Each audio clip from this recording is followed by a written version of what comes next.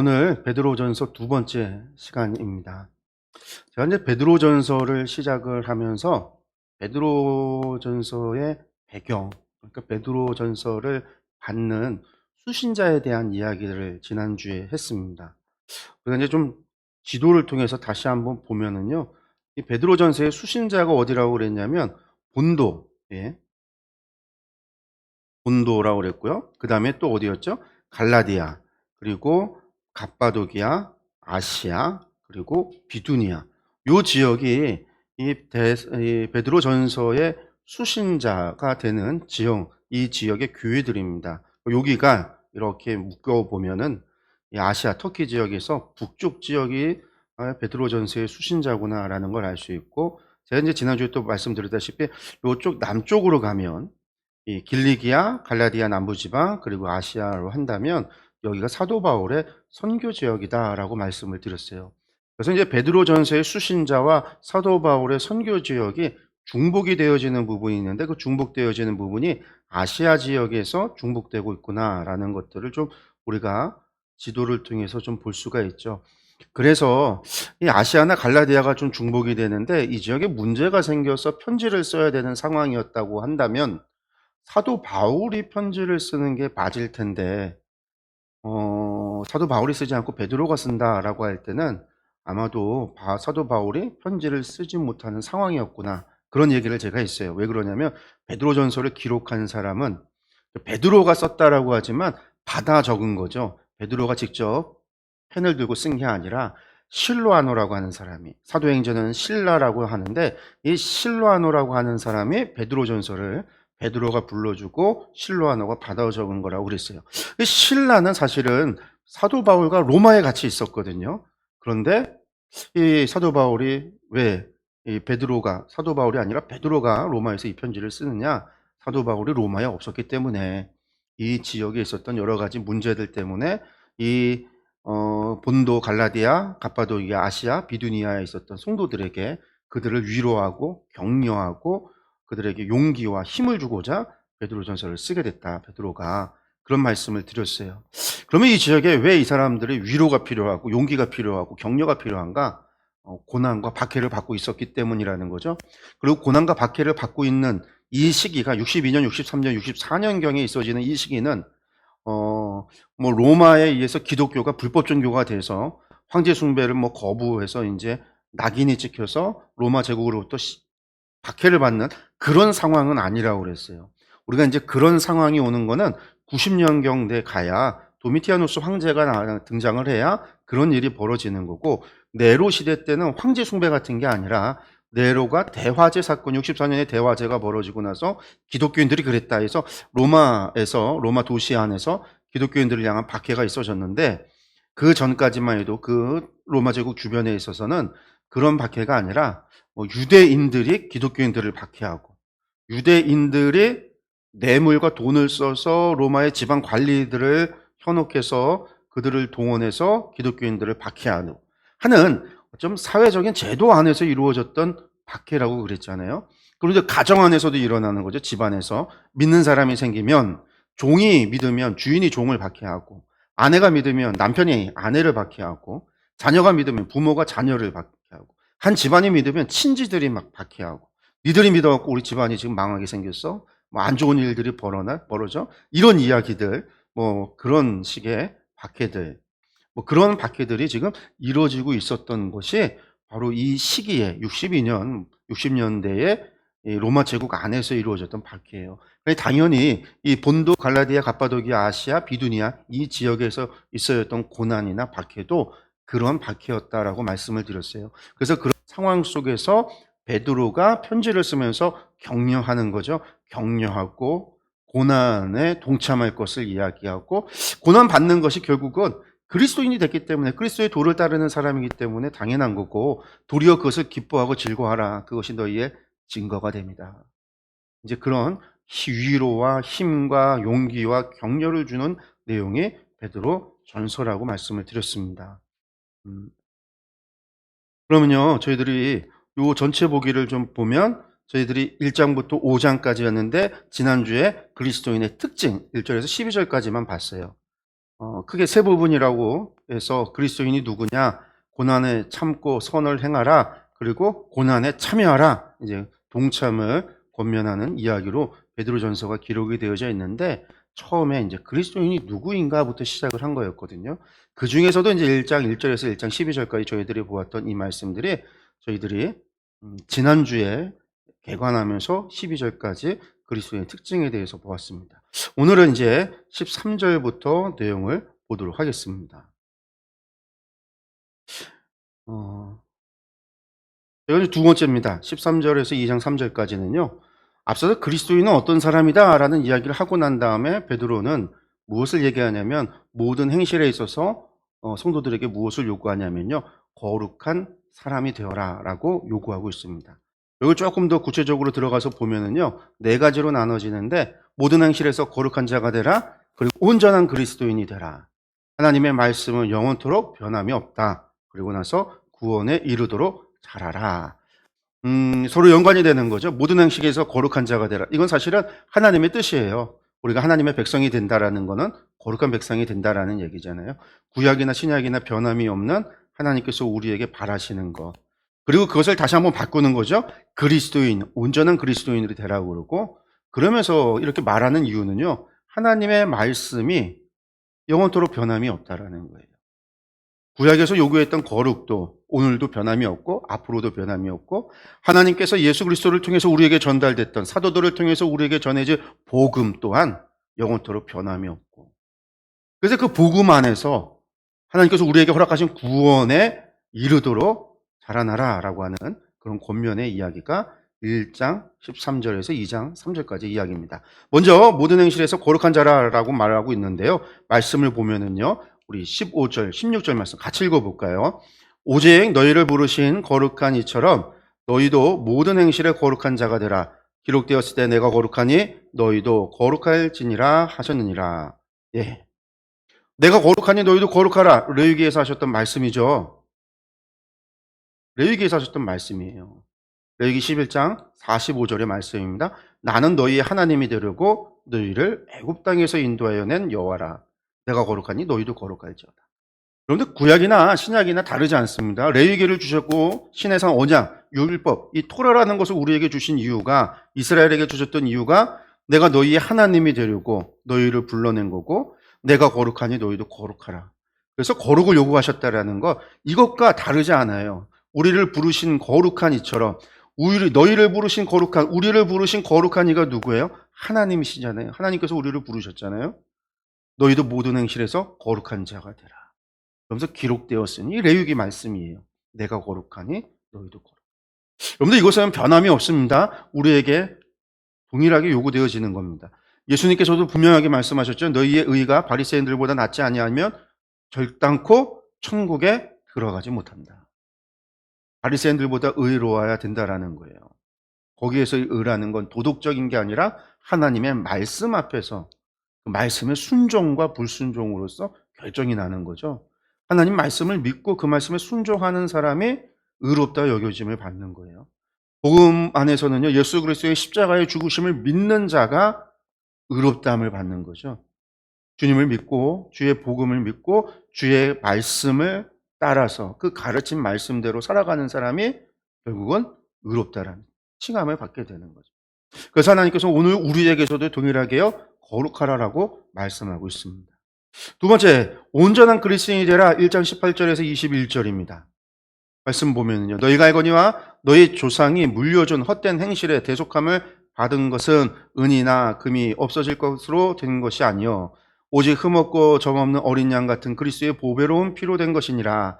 여기 뭐냐면요. 너희 조상이 물려준 헛된 행실에서 대속함을 받은 것은 조상들이 물려준 것은 율법, 토라죠. 그 토라를 따라서 그들의 행실을 쫓았어요. 근데 그들이 그렇게 제사를 드리고 피 흘림의 제사를 드려도 어떻게 했어요? 대속함을 하나님 앞에 받았거든요. 하나님께서 용서해 주신다고 그랬잖아요. 근데 그 대속함을 받은 것은요, 은이나 금같이 없어질 것으로 된 것이 아니었다라는 거예요. 하나님의 은혜로 된 거였기 때문에 하나님께서 대속을 하신 거예요. 그런데 그것이 어떻게 했어요? 매년 우리가 히브리서 앞서서 봤지만 돌아서서 우리가 범죄하면 또다시 제사 드려야 되고 또다시 제사 드려야 되고 끊임없이 제사를 드려야 되는 그 제사의 영원한 굴레 안에 놓였다라고 한다면 그 모든 제사를 하나님께서 누구 안에서 완성하고 폐하였어요? 예수 그리스도 안에서 주님을 온전한 대속의 제물로 삼으셔서 예수 그리스도 안에서 그 모든 제사를 완성했잖아요. 우리의 모든 죄를 다 사하여 줬잖아요. 그래서 예수 그리스도 이후로는 더 이상 제사를 드릴 필요가 있어요? 없어요? 없게 된 거죠. 이게 이제 19절. 오직 흠없고 점없는 어린 양 같은 그리스도의 보배로운 피로 된 것이다. 그러니까 과거에 물려받았던 토라, 율법, 그걸로 드리는 어린 양의 제사, 그걸로 대속함이 있어졌지만 완전한 우리 인간이 완전하지 못해서 끊임없이 죄 가운데서 끊임없이 제사를 드려야 됐지만 예수 그리스도 안에서 우리는 다 죄사함을 받았다. 더 이상 죄가 필요 없는. 그래서 너희는 그를 죽은 자 가운데서 살리시고 영광을 주신 하나님을 그리스도로 말미암아 믿는 자니 너희는 예수님 지금 믿는 사람들이잖니? 너희 믿음과 소망이 하나님께 있게 하셨느니라. 여러분들 믿음과 소망은요 나에게 있는 것이 아니에요. 그러니까 오늘 우리가 소망에 대해서 잘못 생각할 때가 있어요. 고난받고 어려움과 박해 가운데 있으면요 힘들고 어려운 상황에 있으면요 내 처지를 바라봐요. 나는 비관하게 돼요. 내 처지를 보면요. 내 처지를 보니까 아무것도 아닌 거예요. 나는 정말로 아무것도 아닌 존재 같다라는 거죠. 근데 소망이요 나에게 있는 것이 아니에요. 지금 보니까 내 주머니에 돈 한 푼도 없어요. 지금 봤더니 나는 다 망했어요. 지금 보니까 내 육체도 다 병들었어요. 정말로 욥과 같이 모든 재산 다 잃어버리고 집안은 망했고 나는 병에 들렸고 나는 그렇게 된 것 같아요. 나를 보면 그럴 수 있지만 우리의 소망은요 나로 인해서 구원받는 게 아니란 말이에요. 저 하늘의 기업은 나를 통해서 이루어지는 게 아니랬잖아요. 내가 이룩한 이 땅에서 내가 이룩한 것으로 저 땅에 저 하늘나라에 우리의 기업이 결정되는 게 아니란 말이에요. 우리의 구원이 결정되는 게 아니란 말이에요. 구원은요 예수 그리스도를 통해서 이루어지는 거고 하나님의 약속으로서 이루어지는 거고 하나님께서 베푸시는 은혜로서 주어지는 것이지 우리가 가진 무엇인가를 통해서 이루어지는 게 아니란 말이에요. 그러니까 이 소망이 누구에게 있어요? 하나님께 있는 거예요. 또한 그 소망이 우리가 십자가에 있다라는 얘기를 해요. 주님께서 십자가에 달려 죽으실 정도로 우리를 사랑하시는데 하나님께서 우리를 사랑하사 독생자를 주시기까지 우리를 사랑하셨는데 그 사랑이 있기 때문에 하나님께서 우리를 구원하실 것이라는 소망이 믿음이 있는 거죠. 그래서 그것이 우리에게 있는 게 아니라 하늘에 있는 거예요. 그래서 지금 힘들고 지금 어렵고 지금 고난스럽고 지금 괴로울지라도 소망 가운데 살아갈 수 있는 거는 이 구원의 소망은요. 하나님이 우리에게 주신 기업은 내가 이 땅에서 이룩한 걸로 결정되는 게 아니니까. 하나님께서 결정하시고 하나님께서 저 하늘에 예비하신 거니까.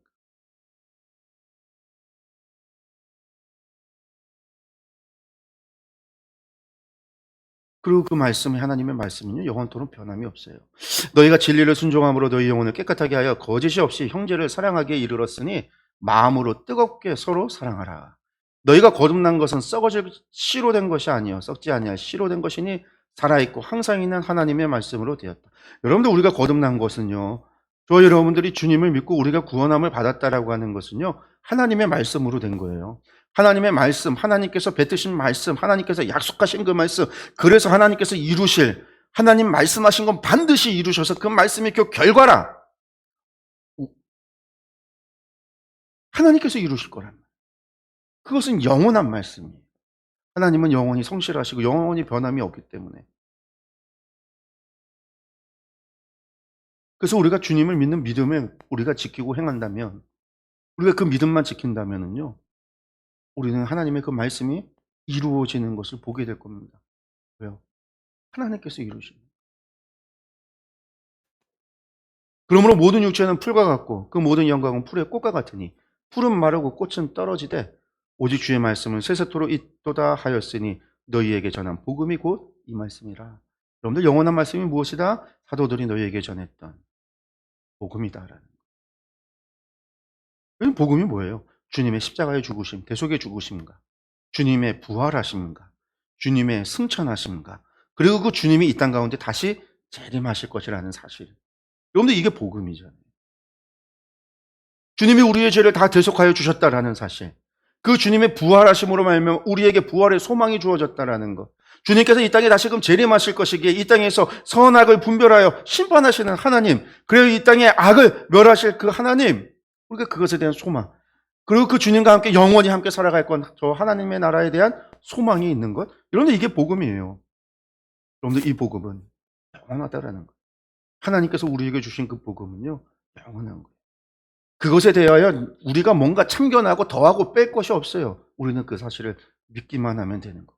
주님께서 다 이루어 가실 거라는 거예요. 우리가 그것을 기억을 해야 됩니다.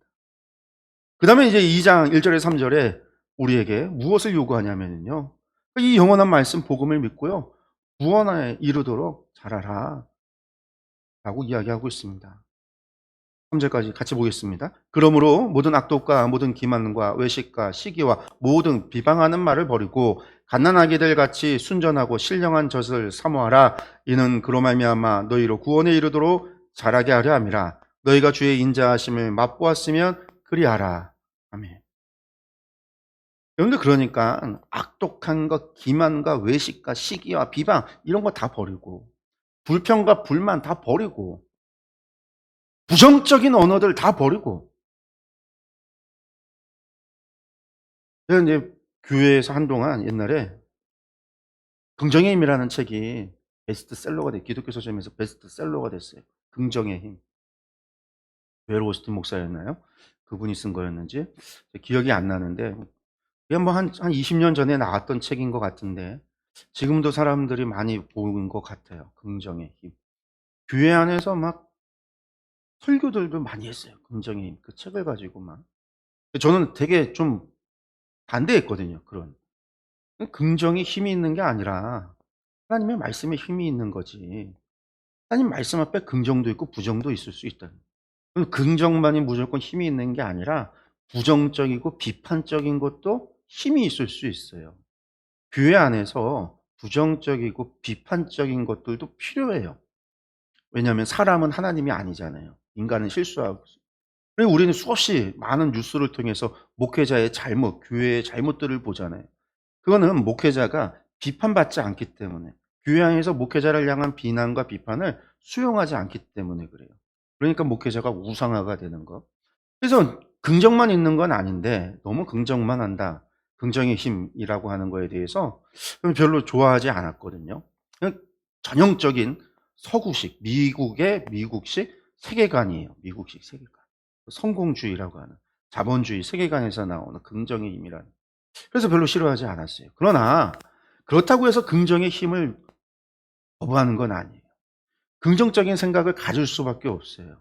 잘못한 거에 대해서, 죄에 대해서 비판할 수 있고요, 잘못한 것에 대해서 부정적일 수 있어요. 우리 구약의 예언자들은요 전부 부정적인 언어들을 사용하잖아요. 무슨 예언자들에게 긍정의 힘 같은 걸 발견할 수 있는 게 아니에요. 구약의 예언자들은 전부 부정의 언어예요. 부정적인 언어. 너희가 그렇게 살아가면 멸망한다라는 거잖아요. 너희들 다 멸망한다. 다 멸망한다라는 거예요. 물론 이제 그 가운데서 회개하면 하나님께서 남은 자를 통해서 구원하실 거다 라고 이야기하지만 전체 이야기는 다 부정적인 언어란 말이에요. 그러니까 죄에 대해서, 악에 대해서 우리가 부정적인 언어를 사용할 수도 있고 비판적일 수도 있지만 소망을 가진 사람에게 있어서는요 언제나 긍정적이어야 돼요. 하나님 나라에 대한 소망이 갖기 때문에. 그래서 모든 악독과 기만과 외식과 시기와 모든 비방 이런 거 버려요. 교회 안에서도 될 수 있으면은. 잘못한 거에 대해서 이야기하는 건 옳습니다. 그런데 교회 안에서 늘 입에 달고 사는 거는 이런 것들은 버려야 돼요. 2절에서 또 이야기합니다. 갓난아기들 같이 순전하고 신령한 젖을 사모하라. 여러분들 신령한 젖이 뭘까요? 여러분 이렇게 신령한 젖 해놓으면요 잘 몰라요. 우리가 보면은요 여기 이제 신령한이라고 하는 게 헬라어로 로기콘이라고 했는데 이건 영적이다라는 말이에요. 뭐 합리적이다, 적합하다 그런 거예요.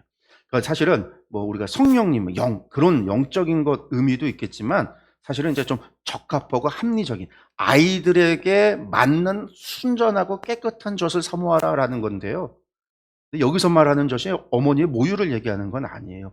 유대인들, 이스라엘 사람들이 모유를 제외하고 아이들에게 사람들이 사용하는 관용어처럼 이야기할 때 아이들에게 주는 젖을 사모하라. 이런 이야기를 할 때는요, 이 젖이 무엇을 의미하냐면 토라를 의미하는 거예요. 토라. 그러니까 어린 아이들에게 어머니의 젖이 없으면 아이들이 살아날 수 있어요, 없어요? 못 살죠. 건강하게 자랄 수 없어요. 어린아이가 어머니의 젖을 먹지 않으면 죽을 수밖에 없잖아요.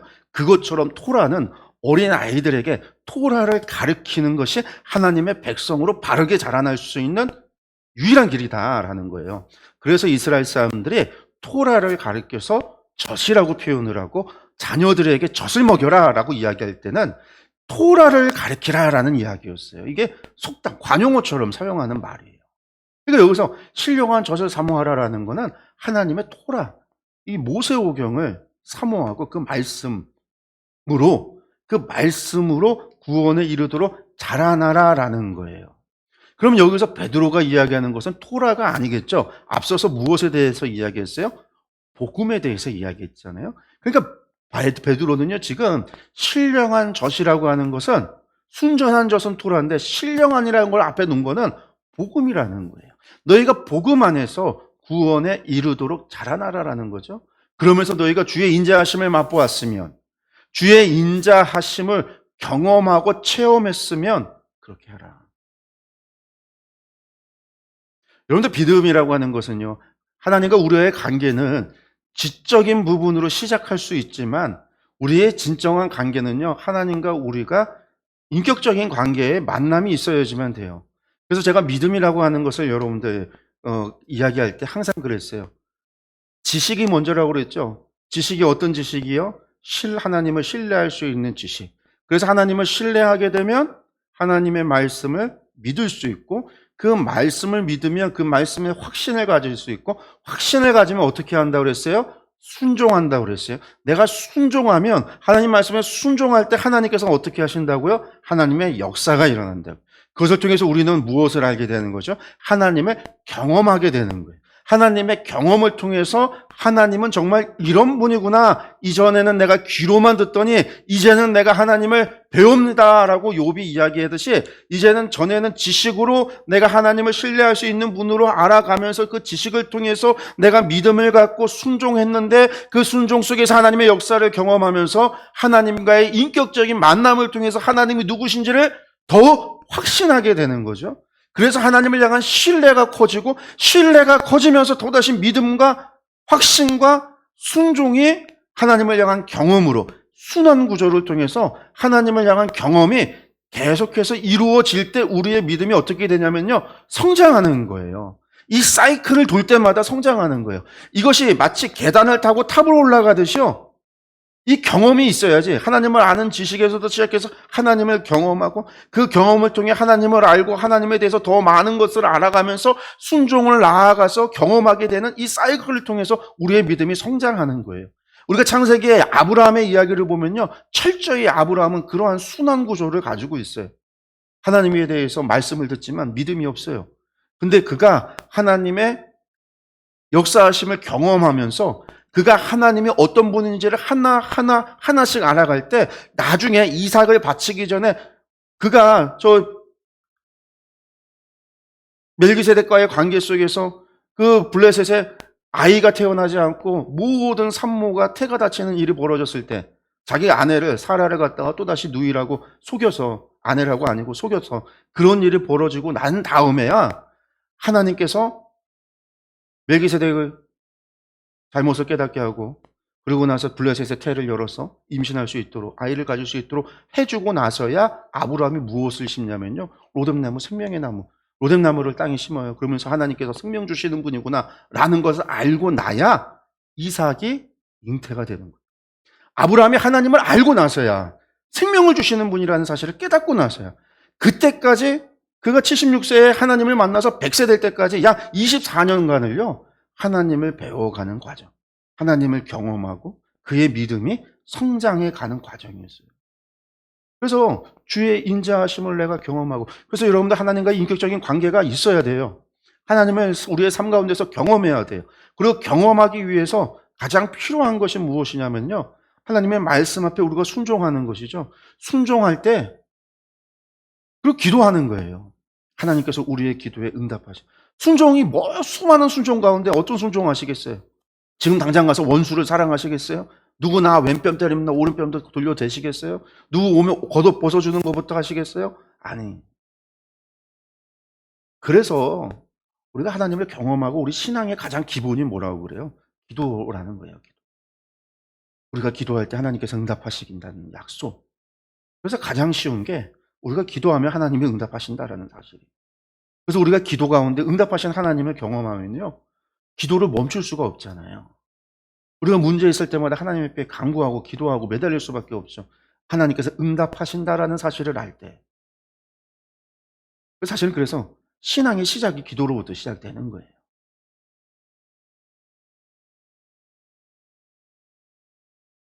근데 기도에만 멈춰 있으면 안 돼요.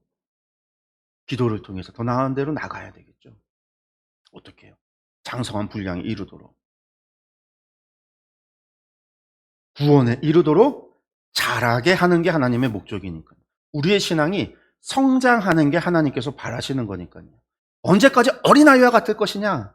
하나님이 이것을 우리에게 요구하시지 않아요. 아기가 돼서 10년이 지나도 아기고 20년이 지나도 아기면요, 비정상적인 거죠. 이건 장애가 있든지 병이 있든지 그런 거예요. 세상적으로 이야기한다. 아이가 정상적이면 정상적으로 어머니의 모유를 먹으면서 뭐 1년 동안 모유를 먹는다고 쳐도요, 아기 태어났을 때 요만했던 아기가 1년 동안 모유만 먹어도요, 아기는 어떻게 돼요? 커갖고 1년 뒤면요, 걸어다니고 뛰다녀요. 돌만 지나도 뛰다니는 애들이 있잖아요. 최소 걸어다닌다고. 성장했단 말이에요. 당연히 우리가 주의 복음을 먹으면 구원에 이르도록 우리가 자라게 하는 건 하나님의 뜻이다라는 거. 이제 세 번째입니다. 세 번째, 너희는 하나님의 백성이다라는 거죠. 그리스도인의 정체성 세 번째 뭐냐? 너희는 하나님의 백성이다. 2장 4절에서 2장 10절입니다.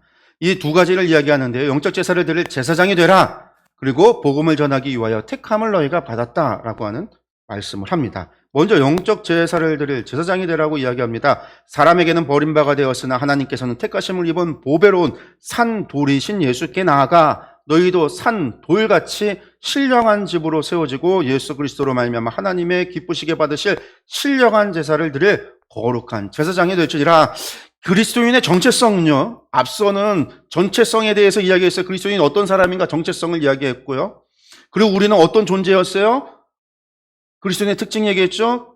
좀 전에 봤던 두 번째를 통해서 우리가 알게 되는 거는요, 예수 그리스도를 믿는 믿음 안에서 우리는요, 구원에 이르도록 자라나야 되는 존재들이에요. 우리는 하늘의 소망을 두고 성장해야 되는 그리스도인이에요. 세 번째는요, 사명에 관한 거예요. 그리스도인은 이런 사명이 있다라는 거죠. 그런데 여기 보니까 좀 어려운 이야기들, 상징적, 알레고리적인 언어들이 나와요. 산돌이신 예수께 나아가고 너희도 산돌같이 신령한 집으로 세워지고 신령한 제사를 드릴 거룩한 제사장이 될지라.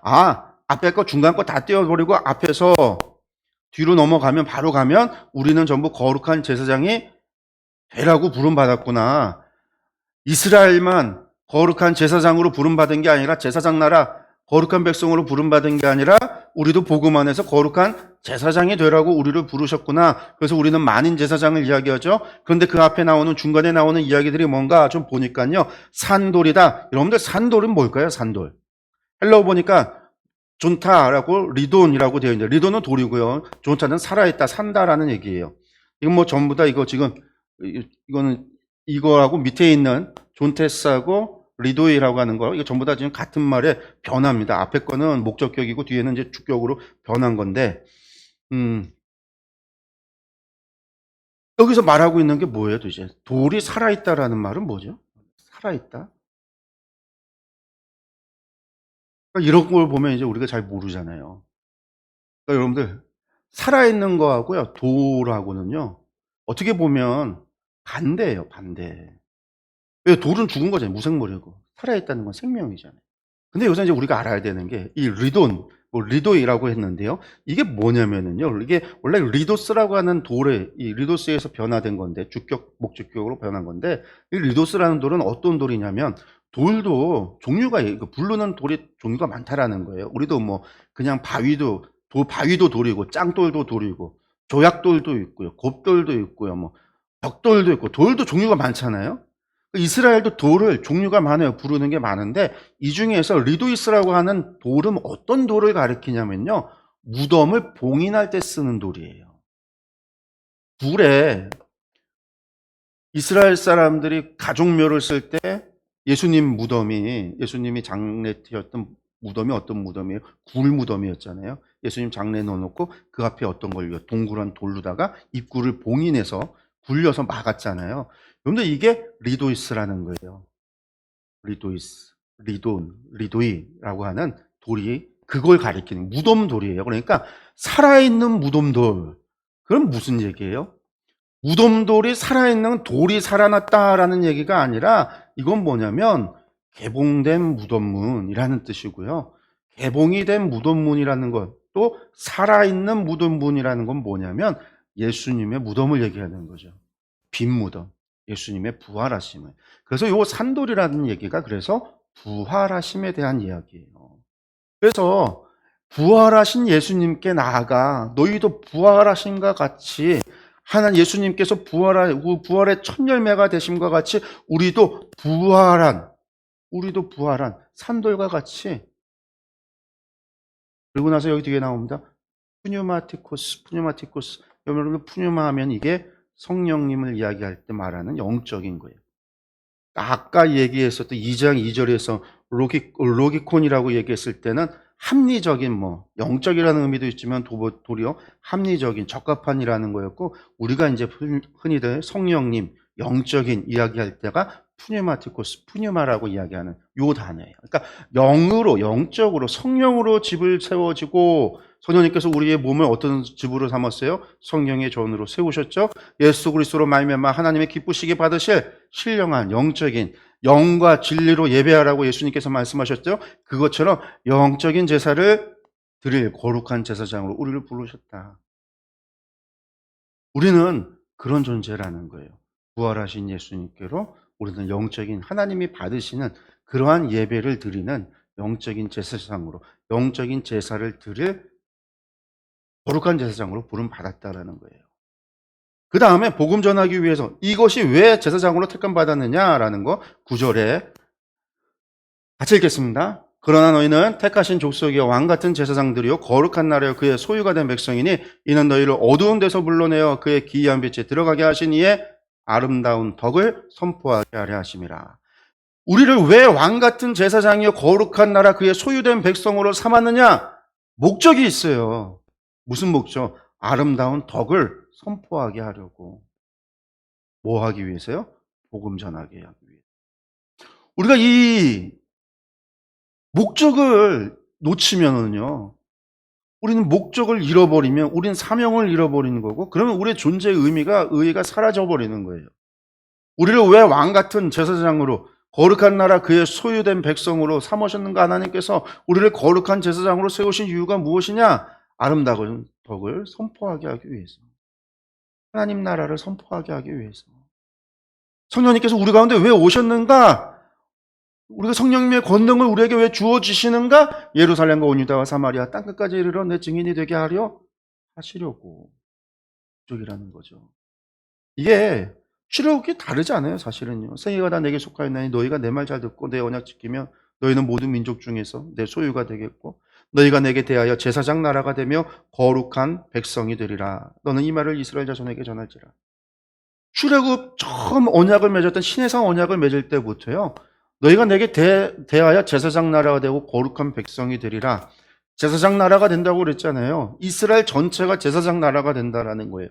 제사장은 하는 일이 무엇이냐면 하나님을 예배하고 섬기는 거지만 중요한 목적은요. 하나님을 예배하러 오는 사람들이 하나님을 예배할 수 있도록 제사장들이 중간에서 뭐 하는 역할을 하는 거죠? 하나님 섬기는 법을 알려주고 그들이 하나님을 바르게 섬길 수 있도록 서비스해 주는 사람들. 하나님을 섬길 수 있도록 도와주는 거예요. 잘 하나님을 섬길 수 있도록 해주는 거예요. 이스라엘이 그렇게 세워진 나라. 그것이 그들의 목적이에요. 그런데 나중에는 이 사람들이 선민이라 우리만 구원받았다. 손에 손잡고 강강술래를 하듯이 우리만 들어오려고 하는 사람들 쳐내고 안에 있는 사람들 중에서도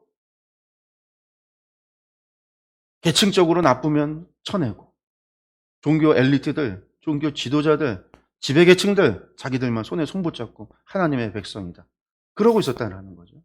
하나님의 목적을 잃어버리니까 결국은 그들이 하나님 앞에 범죄한 인생이 될 수밖에 없다는 거 우리가 기억해야 됩니다.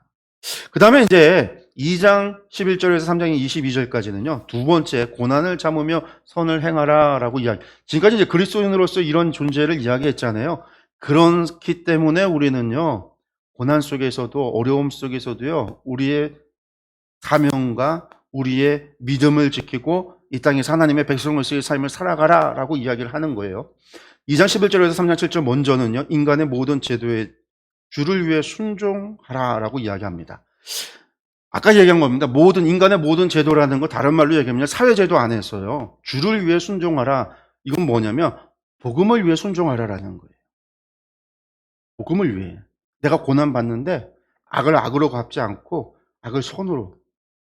내가 왜 지도자에게 순종하고 주인에게 순종하고 왜 아내가 남편에게 순종해야 되는가? 주를 위해서.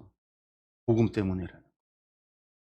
먼저 육체의 정욕을 제어하라 라고부터 시작을 하는데요. 2장 11절에서 12절 말씀. 사랑하는 자들아, 고름인과 나그네 같은 너희를 권하노니 영혼을 거슬러 싸우는 육체의 정욕을 제어하라.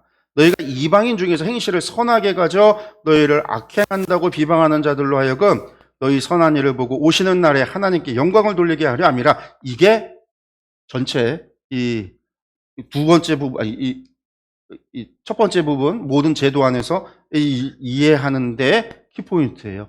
너희의 선한 일을 보고 오시는 날 하나님께 영광 돌리도록. 그 얘기는 그 사람들이 하나님께 복음으로 돌아올 수 있도록 하라는 거예요. 뭘 보고? 너희의 선한 행실을 보고. 그러기 위해서 어떻게 해야 되냐면 육체의 정욕을 제어하고 영혼을 거슬려 싸우는 육체의 정욕을 제어하라. 이스라엘 그 주변의 로마 시대, 로마 제국 안에 살아가는 일반 사람들처럼 그렇게 살아가지 말고, 그렇게 막 살아가지 말고, 그렇게 음란하게 생활하지 말고, 또 누군가가 나를 괴롭히면 그것에 복수심에 막 그렇게 살아가지 말라라는 거예요. 그래서 도리어 이방인 중에서 행실을 선하게 가져서 너희를 악행한다고, 너희가 그리스도를 믿는 것 때문에 악하다라고 이야기하는 사람들, 손가락질하는 사람들, 너 때문에 우리 집안이 지금 망하게 생겼다라고 이야기하는 사람들, 집안에 재수가 없다라고 이야기하는 사람들, 네가 예수를 믿는 것이 악이라고 이야기하는 사람들, 집안의 제사에, 가족신의 제사에 참여 안 한다고 해서 손가락질하는, 그렇게 이야기하면서 너희를 악행한다라고 비방하는 사람들로 하여금 어떻게 해요? 너희의 선한 일을 보고 너희가 그들에게 선을 행하고 세상 모든 사람들보다 더 선하게 행함을 통해서 그들의 너희의 선함을 보고 하나님께 영광 돌리도록, 하나님께 돌아오도록, 하나님 앞에 백성이 되도록 그렇게 하라라는 거예요. 주의 복음을 위해서. 이 뒤에 세 가지 전부 다 그 이야기입니다. 지도자에게 순종하라. 인간의 모든 제도를 주를 위하여 순종하되. 여러분들, 우리가 자꾸 바울 사도의 이야기도 그렇고 베드로 지금 전서의 이야기도 그렇지만 바울 사도도 로마서에서 뭐라고 해요? 세상 왕에게 순종하라라고 그래요. 세상 권력 있는 자에게 칼을 찬 이유가 무엇이냐? 그러면서 순종하라고 이야기해요. 베드로 전서도요, 인간의 제도에 순종하라고 그래요. 그러니까 사람들이 뭐라고 생각해요? 베드로나 바울 사도나 타협적이다. 타협적이다. 예수님은 막 바리새인들 비판하고 제사장들 비판하고 막 유대, 이스라엘의 혁명적인 어떤 그런 지도자였다고 한다면 좀 그의 제자들은 베드로도 그러고 바울은 좀 비겁하다, 타협한다, 그렇게 이야기하고 오해하는데 그게 아니에요. 단서가 언제나 있어요. 주를 위해서 순종하되. 순종하는 것이 주를 위해서 된다면 순종해야 되지만 여러분들 순종하지 않으면 일어나서 싸워야 되는 거예요. 믿음을 가지고 지키기 위해서. 그런데 중요한 거는요, 언제나 주를 위해서예요. 나를 위해서가 아니라, 정치적인 목적을 위해서가 아니라, 내가 속한 집단을 위해서가 아니라 주를 위해. 그 얘기는 뭐죠? 주의 복음을 위해서. 내가 제도에 순종하는 이유는요, 복음을 위해서예요. 혹은 위에 있는 왕이나 혹은 그가 악행하는 자를 징벌하고 선행한 자를 포상하기 위하여 보낸 총독에게, 이런 총독에게도, 이런 사람들을, 기독교인들을 박해하고 십자가에 매달아 죽이기도 하고 그런 고난이 오는데도 불구하고 혹시라도 나의 선행 때문에 나의 선행 때문에 저들이 하나님 앞에 영광을 돌릴지 누가 아느냐. 이게 핵심이에요. 주를 위하여. 주인에게 순종하라라는 것도 마찬가지입니다. 2장 18절에서 25절 사환들아 범사에 두려워함으로 주인들에게 순종하되 선하고 관용하는 자들에게만 아니라 선한 사람 주인, 선한 주인들, 관용 용서하는 사람들뿐만이 아니라 까다로운 자들, 까다로운 주인들에게도 그렇게 하라. 왜요? 이를 위하여 너희가 부르심 받았으니. 그 사람들한테 잘 섬기라고 부르심 받은 게 아니죠. 앞에 걸려 있는 거예요. 그의 선행을 따라서 너희의 선행을 보고 하나님께 영광을 돌릴까. 그것 때문에 부르심 받았으니. 그래서 그리스도도 너희를 위하여 고난을 받으사 너희에게 본을 끼쳐 그 자취를 따라오게 하려 하셨다. 그래서 너희는 너희 후대의 사람들, 너희 신앙의 후배들에게 본이 되어라 라는 거죠. 결혼에 대한 거 3장 1절에서 7절도 마찬가지입니다. 아내들아 이와 같이 자기 남편에게 순종하라. 이는 혹 말씀을 순종하지 않는 자라도 말로 말미암지 않고 그 아내의 행실로 말미암아 구원을 받게 합니다. 여러분들 구원받게 하기 위해서 아내들아 남편에게 순종하라는 거예요. 너희의 두려워하며 정결한 행실을 봄이라. 여러분들 이게 무슨 부부 세미나 이런 거 화목한 부부 만들고 부부 사이를 좀 좋게 하고 그런 목적으로 쓰여진 본문이 아니에요. 근데 많은 교회 부부 세미나에서 이거 본문 가지고 이야기하죠. 이게 지금 그 얘기가 아니에요. 남편이 아내를 예수님 믿는다고 괴롭히고 구박하는 과정 상황에서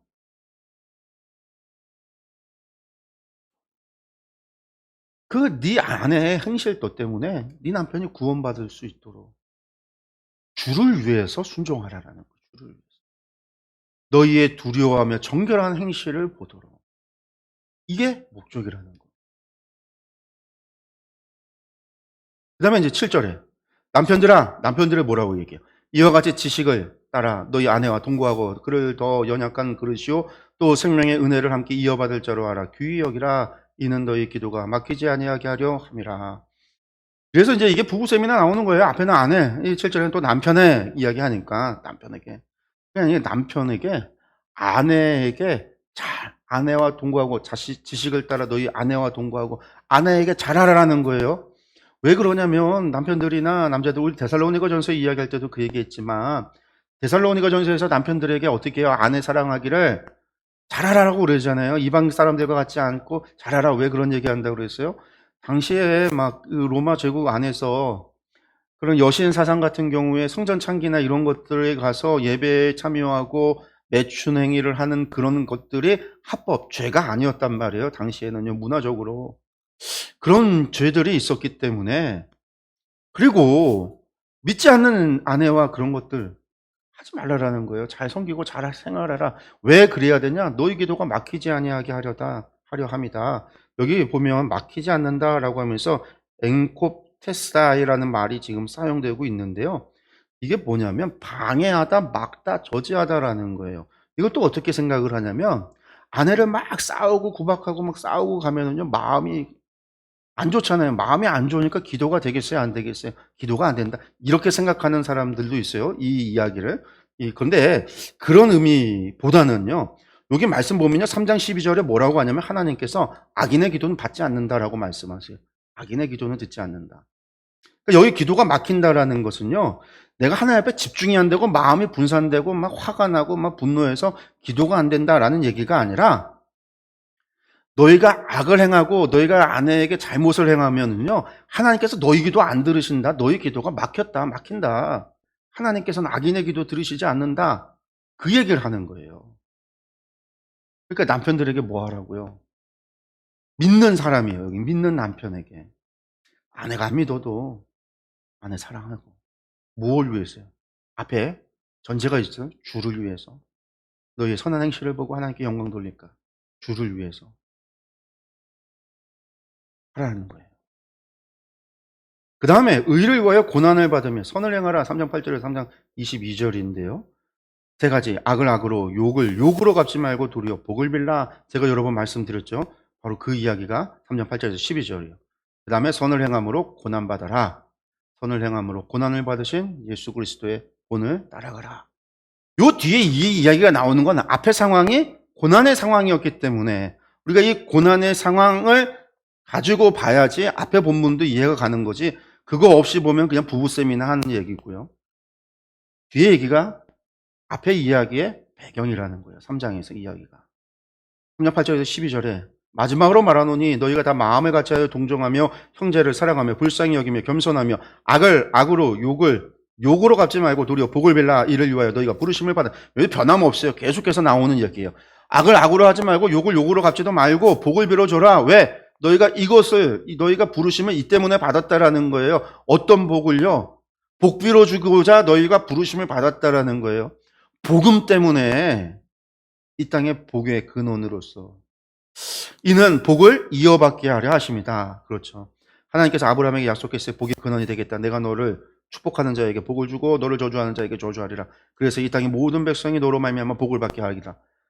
그것은 아브라함에게만 주신 복이 아니라 지금 이 땅에 있는 모든 하나님의 백성인 우리 성도들에게도 주신 복이에요. 그래서 제가 지난번에도 설교할 때 그랬죠. 여러분들 무조건 축복하십시오. 싫어하고 미워하고 저주하는 사람이 있으면 더욱더 그 사람이 하나님 절대 믿을 것 같지 않을수록 더 많은 복을 주십시오. 왜? 그 사람 안 믿으면 그 복이 다 저한테 온다니까요. 우리에게 돌아온다고 그랬잖아요. 하나님이 우리를 복의 근원으로 이 땅에 부르셨단 말이에요. 그랬는데 우리가 악을 악으로 갚고 욕을 욕으로 갚으면 어떻게 되겠어요? 모든 백성이 하나님의 복을 받기를 원하는 하나님의 뜻이 이루어지겠어요? 안 이루어지는 거죠. 그러므로 생명을 사랑하고 좋은 날 보기를 원하는 자는 혀를 금하여 악한 말을 그치고, 악한 말 그쳐라. 그 입술로 거짓을 말하지 말고 악에서 떠나 선을 행하고 화평을 구하며 그것을 따르라. 주의 눈은 의인을 향하시고 그의 귀는 의인의 간구에 기울이시되 주의 얼굴은 악행하는 자를 대하시느니라 하니라. 여러분들, 하나님의 귀는요, 의인의 간구에 귀를 기울이십니다. 다른 말로 악인의 기도에는요, 귀를 닫으신다라는 거예요. 하나님의 눈은요, 의인을 향하여 있습니다.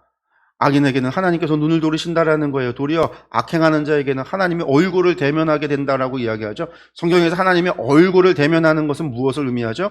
심판을 의미한단 말이에요. 그들에겐 심판. 하나님께서는 의인의 간구에 귀를 기울이신다라는 사실을 기억하시기 바라겠습니다. 3장 13절에 17절, 그래서 선을 행함으로 고난을 받으라. 아까 선을 행하라는 얘기 앞에서 쭉 했잖아요. 어떤 선에 대한 얘기했어요? 주인에게 선을 행하고 제도에 순종하고 아내는 남편에게 순종하고 선을 행하고 남편은 아내에게 선을 행하고. 근데 왜 선행과 고난을 이야기할까? 선한 양심을 가지라. 이는 그리스도 안에 있는 너희의 선행을 욕하는 자들로. 지금 욕하는 자들이 있습니다. 누가요? 제도 안에 있었던 사람들. 그리고 누가 있어요? 정치 지도자들. 또 누가 있어요? 주인이요. 또 누가 있어요? 남편이요. 또 누가 있어요? 아내가. 그들에게 부끄러움을 당하게 하려 함이라. 선을 행함으로 고난받는 것이 하나님의 뜻일진데 악을 행함으로 고난받는 것보다 나으니라. 여러분들, 선을 행함으로 고난받는 것 하나님의 뜻일진데, 뜻이라고 했습니다. 선을 행함으로 고난받는 것이 하나님의 뜻입니다. 이것도 전제가 무엇 때문에요? 주를 위해. 언제나 전제는요, 주를 위해. 그러니까 그냥 세상에서 그냥 선 때문에 고난받으면 다 인과응보. 세상에도 인과응보라는 게 있잖아요. 그거 이야기하려고 하는 게 아니란 말이에요. 주를 위해가 있을 때 인과응보가 달라지는 거죠. 주의 복음 때문에, 하나님 나라 때문에, 하나님의 영광 때문에 라고 하는 것이 다른 거예요. 3장 18절에서 22절에 선을 행함으로 고난을 받으신 예수 그리스도 주님도 그렇게 고난 받으셨다라는 거죠. 그리스도께서도 단번에 죄를 위하여 죽으사 의인으로서 불의한 자를 대신하셨습니다. 의인이 불의한 자를, 원래 불의한 자들로 의인들을 대신해야 되는 것이 맞잖아요. 세상의 법은요. 왜 의인이 죄인들 때문에 고난을 당해요? 의인을 살리려고 죄인을 죽여야죠. 그게 맞는 거 아니겠어요? 영화 가운데, DC의 영화 가운데 수어사이드 뭐 그런 영화가 있어요. 1편, 2편, 2편이 나왔는데 보지는 않았는데, 그게 뭐냐면 특공대래요. 제가 제목도 지금 잘 기억이 안 나는데 자살 특공대 같은 거예요. 할 수 없는 미션을 수행하기 위해서 누구를 데려다 쓰냐면요. 그 범죄자들, 악인들 데려다가 그 악인들로 하여금 자살특공대 미션을 줘서 하게 하는 거. 그게 뭐 수어사이드 스쿼드인가 뭐 그런 영화일 거예요. 그냥 이제 뭐 슈퍼맨 나오고 배트맨 나오는 그런 DC 영화 가운데 하나인데, 의인을 살리려고 악인을 죽이는 게, 악인을 희생하는 게 세상의 상식이에요. 그런데 예수님께서는요, 하나님께서는 죄인을 위하여 의인이신 독생자를 주셨단 말이에요. 예수님께서는요, 죄인들을 살리려고 의인이신 당신께서 십자가를 지셨다라는 거죠. 여러분들, 이것은 우리를 하나님 앞으로 인도하려 하심이라 하는 거예요. 육체로는 죽임을 당하지만 영으로는 살리심을 받으셨다. 여러분들, 그래서 우리가 어떻게 해요? 주님의 그 부활하심이 우리의 부활이 되고 주의 죽음이 우리의 죽음이 되는 거죠. 주님의 가신 길을 우리가 가야 되는 거고 주님이 지셨듯이 우리도 십자가를 지는 거죠. 그래서 우리가 어떻게 해요? 죄인들이 하나님께로 인도하고자, 주님이 죄인들을 위하여 죽으셨듯이 우리 믿는 자들이 죄인들을 하나님 앞으로 인도하기 위하여 우리가 무엇을 해야 돼요? 고난을 감수해야 된다라는 거예요. 고난 감수해도 돼. 우리의 육체는 죽지만 우리는 영으로는 살리심을, 주님의 부활에 첫 열매가 되셨듯이 우리도 부활하여 하나님 나라에서 영원히 살아갈 것이니까. 이게 지금 베드로가 하는 이야기입니다. 우리를 위하여 고난을 받으라.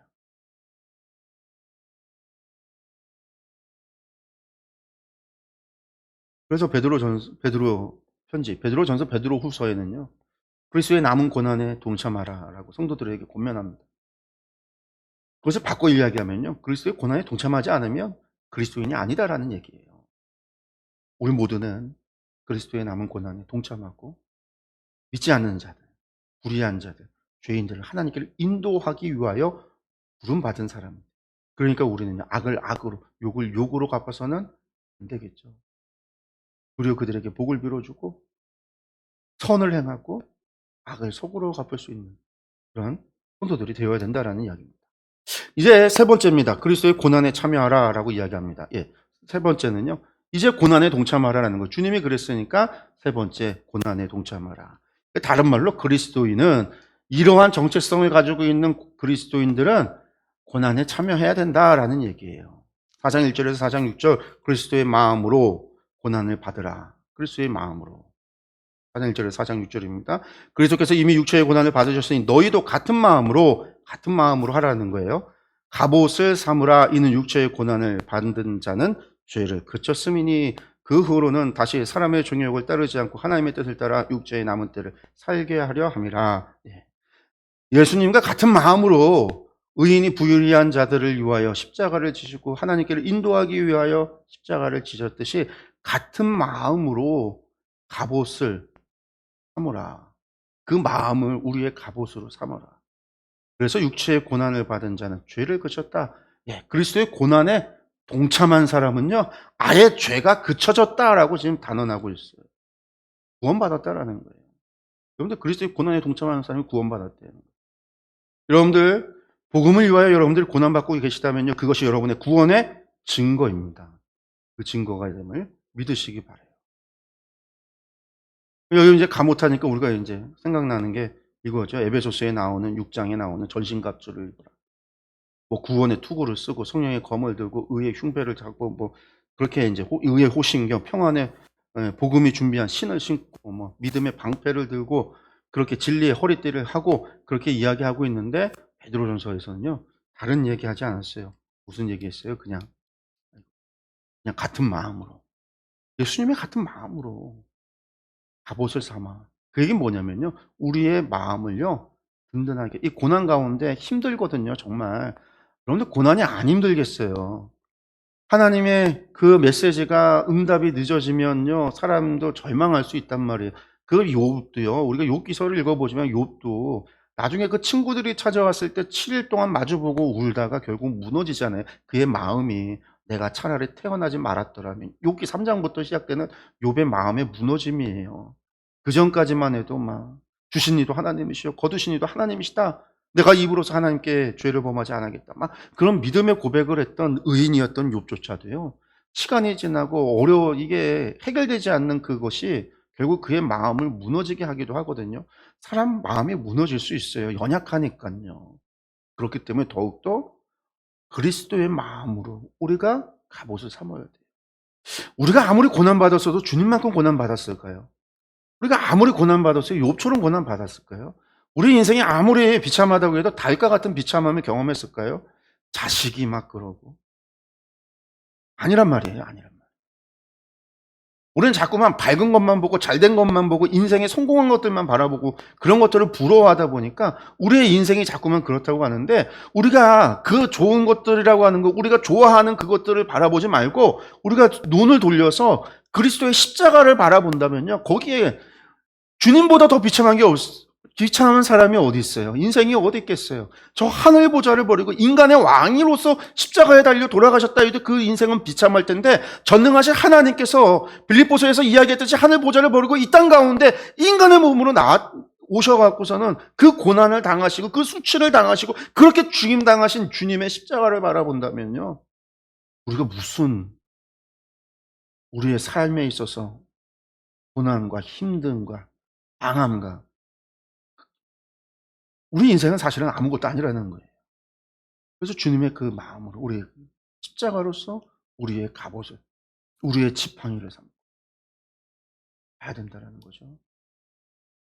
그 다음에 이제 4장 7절에서 4장 19절에 그리스도의 고난에 참여하는 것을 뭐하라? 즐거워하라. 이번엔 즐거워하라요. 즐거워하라. 그 고난은요, 혼자 하는 것이 아니라 하나님과 같이 행하라는 것. 그걸 그리스도의 고난에 참여하는 것으로 즐거워하라. 하나님과 같이 행하라. 먼저 4장 7절에서 11절입니다. 만물의 마지막에 가까이 왔으니 그러므로 너희는 정신을 차리고 근신하여 기도하라. 무엇보다도 뜨겁게 서로 사랑할지니 사랑은 허다한 죄를 덮느니라. 서로 대접하기를 원망 없이 하고 각각 은사를 받은 대로 하나님의 여러 가지 은혜를 맡은 선한 청지기 같이 서로 봉사하라. 만일 누가 말하려면 하나님의 말씀을 하는 것 같이 하고 누가 봉사하려면 하나님이 공급하시는 힘으로 하는 것 같이 하라. 이는 범사에 예수 그리스도로 말미암아 하나님이 영광을 받으시게 하려 함이니 그에게 영광과 권능이 세세에 무궁하도록 있느니라. 아멘. 사실은 이제 여기서 베드로전서도 끝이 나요. 뒤에는 이제 마지막 인사, 추신과 같은 거예요. 이 마지막 이야기가 뭐겠어요? 다른 게 아닙니다. 하나님과 같이 행하라. 그래서 만물의 마지막이 가까이 왔다라고 하는 거는요, 베드로가 쓸 때 가까이 왔다. 근데 지금 2000년이 지나도 주님 아직 안 오셨죠. 성경에서 말하는 사도 바울의 편지도 그렇고 베드로전서에서도 말하는 것 마찬가지지만, 가까이 왔다라는 얘기가 주님은 며칠 내로 오실 거야라는 의미가 아니에요. 관용어 같은 거예요. 관용어 같은. 다른 말로 얘기해서 마지막이 가까이 온다라는 건 뭐죠? 그냥 주님의 심판이 온다라는 거죠. 심판이 있을 줄로 생각을 하라는 거예요. 심판이라고 하는 것은요, 미래적인 것도 있고 현재적인 것도 있어요. 우주적인 것도 있고 개인적인 것도 있거든요. 왜요? 내가 오늘 죽으면 내 인생, 개인적으로는 오늘이 종말이잖아요. 그죠? 내가 죽으면 나의 죽음이 개인적으로는 나에게 종말이지만 세상적으로는 종말이 아니에요. 세상적인 종말이라고 하는 것은 세상이 전부 다 망해야지 종말인 거죠. 그래서 이것은 어떤 거예요? 미래적인 거예요. 그리고 내가 언제나 지금 죽을 수 있다는 것이 현재적인 종말인 거고. 그래서 종말에는 언제나 미래적인 것과 현재적인 것이 같이 사용이 돼요. 그러니까 서신서를 볼 때, 특히 서신서를 볼 때 나오는 야, 가까이 왔으니까 이렇게 해라 라고 이야기할 때 그 가까이 왔다라는 말 속에는 미래적인 의미를 가지고 저 미래에 오실 거를 이야기하는 것도 있지만 현재적인 것으로도 봐야 되고 개인적인 것으로도 볼 수 있어야 돼요. 여기서도 마찬가지예요. 그러니까 이게 지금 2000년이나 돼서 안 왔는데 지금 가까이 왔으니까 베드로가 잘못 알았나 보다, 그런 얘기가 아니에요. 그러니까 이제 이 말이라는 게 그런 의미, 관용어처럼 여러분들이 그냥 이해를 하시고 보시면 돼요. 그러면서 뭐라고 해요? 그러니까 항상 너희가 정신 차리고 근신하여 기도하라라는 거예요. 먼저. 기도한다라는 건 뭐 하는 거죠? 하나님 내 뜻대로가 아니라 하나님 뜻대로 하겠습니다. 하나님 내 힘대로가 아니라 하나님의 힘을 의지하겠습니다. 하나님 내 생각대로가 아니라 하나님의 계획하심과 하나님 말씀에 내가 순종하겠습니다. 여러분들 이게 기도예요. 기도는 내 뜻과 내 소망과 내 욕망을 관철하는 게 기도가 아니라 내가 아닌 하나님의 뜻으로 하겠다라는 게 기도잖아요. 내가 하나님을 의지하겠다라는 거, 하나님의 도우심을 구한다라는 건, 여러분 우리가 하나님의 도우심을 구한다라는 거는 하나님께서 서포트 해주세요, 제가 주장이고, 하나님 뒤따라오시면서 저에게 필요한 것들만 채워주세요라는 그게 기도가 아니에요. 하나님 도우심을 구한다라는 것. 하나님 주장이고 내가 하나님 따라간다라는 거지. 그래서 하나님께서 왼쪽으로 가면 저도 왼쪽으로 따라가고 하나님께서 오른쪽으로 가면 저도 오른쪽으로 따라가고 내 생각은 뒤로 가는 것일 수 있는데 내 생각은 앞으로 직진하는 것일 수 있는데 하나님의 도움을 구한다라는 건 그런 거예요. 내 생각에는 앞으로 가는 거지만 하나님 도우심을 구할 때 하나님 왼쪽 가시겠다고 하면 내가 하나님 따라서 왼쪽 가는 거. 그게 기도잖아요. 그러니까 하나님께 기도하라. 하나님을 의지하라. 그리고 뜨겁게 서로 사랑해라. 사랑이 죄를 덮는다. 여러분들 사랑이 죄를 대속한다라는 의미가 아닙니다. 우리가 형제가 형제를 사랑하면은요. 우리가 그거죠. 마지막 하나님의 심판 앞에 섰을 때 우리가 죄를 짓지 않았습니다. 이건 수동적인 거예요. 적극적인 것도 있어야 돼요. 적극적인 건 뭐죠? 하나님 제가 주님의 말씀에 순종하여서 이런 일을 했습니다. 라고 하는 건 적극적인 거예요. 우리 하나님 앞에 우리의 종말을 준비하고 우리 죽음을 준비할 땐 다들 수동적인 것만 생각해요. 회개해야지. 인생이 솔로몬과 같이 누릴 거 다 누리다가 마지막에 회개하고 죽는 인생. 천국 가야 되니까. 그런데 근데 구원은 이미 예수 그리스도를 우리가 믿으면 믿음으로 이미 구원받은 인생이란 말이에요. 수동적으로 내가 마지막까지 회개하겠습니다가 아니라 우리 인생은요. 마지막까지 내일 종말이 와도요. 오늘 사과나무 한 그루를 심듯이 여러분들 내가 오늘 하나님 말씀에 순종하면서 주여 제가 주를 위하여 이런 일을 했습니다. 제가 주를 위하여 이 땅 가운데서 사랑을 선하고 섬기고 왔습니다. 하나님 앞에 적극적으로 무엇인가를 여러분들 그게 사랑이란 말이에요. 우리에게 요구하신 게. 죄를 대속한다라는 얘기가 아니라 우리가 사랑하면 우리가 선을 행하면 죄인들도요. 하나님께 돌아온단 말이에요. 아까 얘기했잖아요. 우리가 선을 행해서 그것을 통하여 그들이 하나님께로 돌아오게 하라. 그걸 다른 말로 해서 사랑으로 저들의 죄를 덮어라. 네가 저들의 죄를 대속하라라는 얘기가 아니라 그들이 하나님께로 선을 행하라는 거예요. 너희 안에 서로 대접하기를 원망 없이 서로 사랑하고 서로 대접해라. 각각 은사를 받은 대로 하나님의 여러 가지 은혜를 맡은 선한 청지기 같이 서로 봉사하라. 너희 서로 가운데 라는 얘기죠. 그래서 결국은 뭐예요? 누가 말하려면 하나님이 말씀하는 것 같이 하고 봉사하려면 하나님이 공급하시는 힘으로 하는 것 같이 하고 내가 사랑을 행할 때도 하나님이 주신 말씀 가지고 하는 것처럼 내가 하나님 앞에 하나님이 주신 은혜와 사랑의 힘으로 하는 것처럼 그 얘기는요 하나님으로 말미암았음을 티내는 거예요.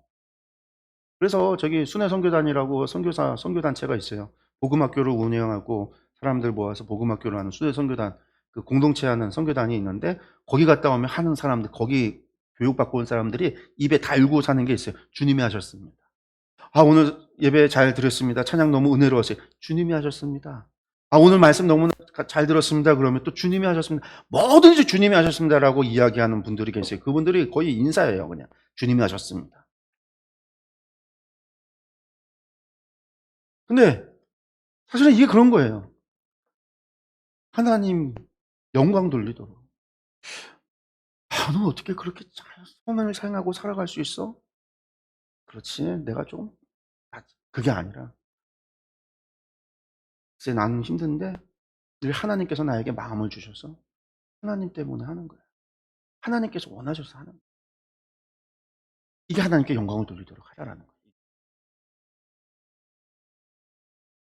무엇이든지 하나님과 동행하면서 같이 행하도록 하라. 그 다음에 이제 4장 12절에서 19절입니다. 그리스도의 고난에 참여하는 것을 즐거워하라. 여러분들 고난에 즐거워하지 않으면 어떻게 하겠어요? 살아가는 자들아 너희를 연단하려고 오는 불시험을 이상한 일 당하는 것 같이 이상히 여기지 말라. 고난을 시험을 이상히 여기지 말라. 오히려 너희가 그리스도의 고난에 참여하는 것으로 즐거워하라. 이는 그의 영광을 나타나실 때에 너희를 즐거워하고 기뻐하게 하려 함이라. 이거 도리어 우리를 즐거워하고 기뻐하게 하려 한다라는 거예요. 하나님의 영광이 나타날 때 그리스도의 고난에 참여했기 때문에 하나님의 영광이 나타나는 그때에 하나님의 심판이 오는 그때에 우리는요 고난을 당했기 때문에 그리스도의 고난에 참여했기 때문에 우리의 상급이 커진다라는 거죠. 하나님의 상급이 커진다라는 거예요. 우리를 예비하신 멸류관이 크다라는 거예요. 하나님이 그것으로 말미암아 우리를 기뻐하신다라는 거예요. 이것이 우리의 고난의 증거, 구원의 증거가 된다라는 거예요. 그러니까 즐거워하고 기뻐하라.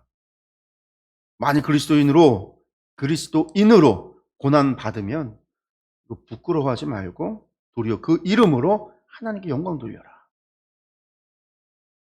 그거나 증거니까. 욥이 그런 고백을 했죠. 주신 이도 여호와시오 거두신 이도 여호와시오니 여호와의 이름이 찬송을 받을지어다. 그 아내가 여호와 하나님께 욕하고 죽어라 그랬더니 하는 얘기예요. 하나님께 복을 받았은즉 화도 받지 아니하겠느냐. 입술로 범죄하지 않았다.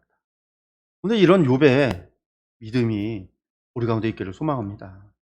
그래서 우리도 진실로 힘들고 어려운 상황 속에서 하나님을 찬양할 수 있도록 하나님께 영광 돌리고 또 그것이 우리의 그러한 모습이 우리 가족과 친지와 이웃과 사람들, 교인들 가운데 본이 되고 하나님께 영광이 돌려질 수 있도록 되어지기를 간절히 소망합니다. 그리고 나서 이제 마지막 5장에서 마지막 권면들 끝인사입니다. 마지막 권면입니다. 추신 같은 거예요. 끝인사니까요. 먼저는 교회 장로들에게 권면을 합니다. 먼저 장로들에게 하는 이야기입니다. 너희 중에 있는 하나님의 양무리를 치되 장로들이니까요. 교회 지도자들이니까 교회 성도들인 양무리를 치되 억지로 하지 말고 하나님의 뜻을 따라 자원함으로 하고 더러운 이득을 위하여 하지 말고 기꺼이 하며 맡은 자들에게 주장하는 자세를 하지 말고 양무리의 본이 되어라. 지금까지 한 얘기를 결론으로 생각해 본다면 본이 된다는 건 뭔 본일까요? 고난에 즐거이 참여하라 라는 얘기죠. 악을 악이 아니라 욕을 욕이 아니라 선으로 행하라 그 얘기인 거예요. 본을. 그런데 젊은 자들을 향한 권면입니다. 젊은 자들에게 뭐라고 얘기했냐면 젊은 자들아 이와 같이 장로들에게 순종하고 다 서로 겸손으로 허리를 동이라. 하나님은 교만한 자를 대적하시되 겸손한 자들에게는 은혜를 주시느니라. 그러므로 하나님의 능하신 손 아래에서 겸손하라. 때가 되면 너희를 높이시리라. 그 젊은이들은요 교만할 수 있잖아요. 장로들의 이야기를 무시할 수 있단 말이에요. 그러니까 장로들에게 순종하고 교만하지 마라. 겸손한 사람이 되라. 교만과 겸손 제가 여러 번 말했습니다. 교만이라고 하는 것은 피조물인 우리가 하나님 없이 살 수 있다라고 하는 게 교만이라고 그랬어요. 겸손은 반대로 하나님을 의지하고 살아가는, 하나님 의지하지 않으면 저는 아무것도 할 수 없습니다. 저는 아무 존재도 아닙니다. 라고 하는 게 겸손이라고 그랬어요. 그래서 겸손한 자는 하나님을 의지하는 사람이고 교만한 자는 하나님을 멀리하는 사람. 그래서 젊은이들에게 겸손한 사람이 되라라고 권면을 합니다. 그러면서 근신하라 깨어라 너희 대적 마귀가 우는 사자같이 두루다니며 삼키자를 찾나니 너희는 믿음을 굳건하게 하여 그를 대적하라. 이는 세상에 있는 너희 형제들도 동일한 고난을 당하는 줄 알미라. 여기서 고난, 그러니까 앞에서 근신하라 깨어라 너희 대적 마귀가 우는 사자같이 두루다니며 삼키자를 찾는다라는 얘기가 뭘까요? 마귀가 우리를 갖다가 그냥 쌈 싸먹듯이 싸먹겠다, 우리를 잡아먹는다 그런 의미가 아닙니다. 무슨 얘기예요? 고난당하는 줄 알다라는 것은요, 고난당하고 있다라는 거예요. 그 고난 속에서 우리가 어떻게 할 수 있어요? 하나님 없다 부인하고, 믿음과 신앙을 저버리고, 그럴 수 있잖아요, 사실은요. 왜 그런 일이 없겠어요? 그래서 믿음을 굳건히 하라는 거예요. 실제로 그런 일들이 있었기 때문에 오늘 베드로가 전서를 통해서 그리스도인이 누구인지에 대해서 이야기하고 고난이 무엇이고 주님은 어떤 고난을 당했는지를 이야기하고 우리 성도들에게 그 고난에 동참하라고 이야기하는 거죠. 그 다음에 이제 5장 마지막 결론입니다. 10절, 14절. 모든 은혜의 하나님 곧 그리스도 안에서 너희를 부르사 자기의 영원한 영광에 들어가게 하시니가 잠깐 고난을 당한 너희를 친히 온전하게 하시며 굳건하게 하시며 강하게 하시며 털을 견고하게 하시리라. 마지막 권면. 격려의 얘기죠. 너희 그래봐야 잠깐 고난 받는 거야, 이 땅에서. 그렇죠. 우리의 고난이 영원한 게 아니잖아요. 여러분, 우리가 죽어서 저 지옥에 가면은요, 영원한 고난과 심판이 있어요. 이 땅에서의 고난 잠시 잠깐이란 말이에요. 그런 우리를 친히 온전하게 하려고, 굳건하게 하려고, 강하게 하려고, 우리의 믿음의 토를 견고하게 하려고 예수님, 하나님께서 그리스도 안에서, 예수님 안에서 우리를 부르셨다라는 거죠. 권능이 세세무궁하도록 그에게 있을지어다. 아멘. 끝. 여기 추신이 뒤에 붙습니다. 추신. 제가 이제 처음 시작하면서 개간을 통해서 얘기했던 거예요. 내가 신실한 형제로 아는 실로아노로 말미암아 너희에게 간단히 써서 권하고, 여기 이제 얘기했죠. 실로아노가 대필했다라는 거죠. 실리아노로 너희에게 간단히 써서 권하고, 실로아노가 썼다라는 거예요. 내가 실로아노를 통해서 썼다. 이 실로아노가 신라다. 사도행전의 신라다. 이것이 하나님의 참된 은혜임을 증언하노니 너희는 이 은혜에 굳게 라. 택하심을 함께 받은 바벨론에 있는 교회가, 그랬죠. 바벨론이라고 나와서, 이 바벨론이 이라크에 있는 바벨론이 아니고 이집트에 있는 바벨론도 아니고, 이 바벨론은 어디다? 로마다라고 그랬어요. 로마. 너희에게 무난하고, 내 아들 마가도 그러하니, 아들 마가. 그래서 우리가 이제 바울사도 에베소서 골로새서 보면은요, 마가가 어디에서 누구와 함께 있었냐면 사도 바울과 함께 로마에 있었단 말이에요. 60년, 62년, 60년, 61년, 62년이죠. 그때 이 로마에 같이 있었단 말이에요. 그래서 바벨론에 로마라는 거, 베드로가 여기 있었다라는 거 우리가 알 수 있는 거죠. 너희는 사랑의 입맞춤으로 서로 무난하라라고 하면서 이제 축복하는, 너희 모든 이에게 평강이 있을지어다라고 하면서 편지를 마무리합니다. 예, 베드로전서 저희들이 보았습니다. 저희들 베드로전서를 봤는데, 베드로전서를 한 문장으로 이야기한다면요, 믿음을 굳건히 하여 그리스도의 고난에 참여하라입니다. 그들이 지금 고난을 당하고 있었다라는 이야기입니다. 그리고 그 고난은요, 사회적인 제도 안에서 이루어졌던 고난이었어요.